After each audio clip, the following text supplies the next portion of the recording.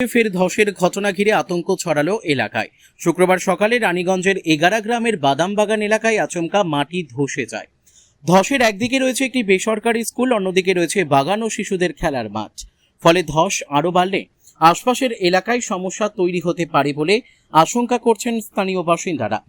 স্থানীয় সূত্রে জানা গিয়েছে, শুক্রবার সকালে আচমকাই বাদামবাগান এলাকায় মাটির একটি অংশ ধসে যায়। ঘটনাটি নজরে আসতেই এলাকায় চাঞ্চল্য ছড়িয়ে পড়ে। ধসের পর সময়ের সঙ্গে এর পরিধি আরও বাড়বে কিনা তা নিয়ে উদ্বেগে রয়েছেন স্থানীয়রা। ঘটনার খবর পেয়ে পুলিশ ঘটনাস্থলে পৌঁছায়। সাধারণ মানুষের নিরাপত্তার কথা মাথায় রেখে ধস কবলিত এলাকাটি ফিতে দিয়ে ঘিরে দেওয়া হয়েছে। পাশাপাশি সেখানে ডেঞ্জার লেখা সতর্কতামূলক বোর্ড লাগানো হয়েছে। ওই এলাকায় সাধারণ মানুষ যাতে প্রবেশ না করে সেজন্য পুলিশ প্রশাসনের পক্ষ থেকে সতর্ক করা হয়েছে। স্থানীয় বাসিন্দাদের দাবি, ওই এলাকা আগে থেকেই ধসপ্রবণ হিসেবে পরিচিত, তাই ফের নতুন করে ধসের ঘটনায় আতঙ্ক ও উদ্বেগ আরও বেড়েছে। গোটা পরিস্থিতির দিকে প্রশাসনের পক্ষ থেকে নজর রাখা হচ্ছে। কী কারণে এই ধসের ঘটনা ঘটেছে এবং আগামী দিনে ধস আরও বাড়ার সম্ভাবনা রয়েছে কিনা তা খতিয়ে দেখা হচ্ছে বলে জানা গিয়েছে।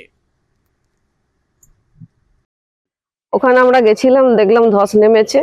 হ্যাঁ, তারপরে দেখলাম যে ধস নেমেছে। ধস তো ওইখানে নামলো, ঠিক আছে, পাশে নন্দলাল জলের স্কুল আছে, অনেক বাচ্চা পড়াশোনা করে।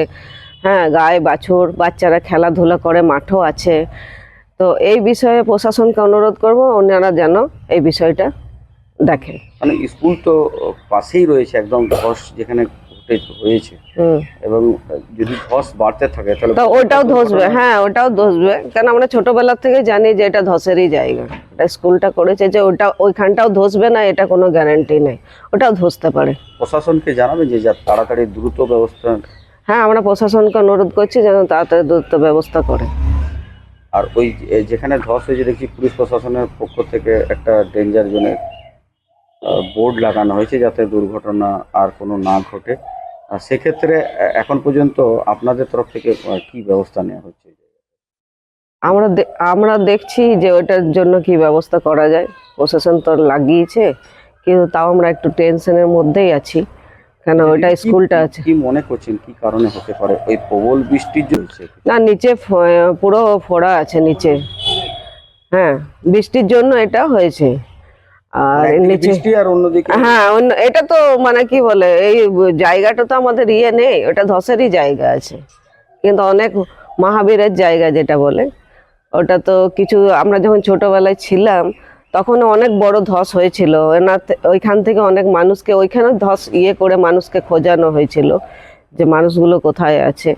কিন্তু তখন মিশন রানীগঞ্জ দেখেছেন, সেম এটাই হচ্ছে মিশন রানীগঞ্জ। শেখ রতনের রিপোর্ট, পিবি নিউজ।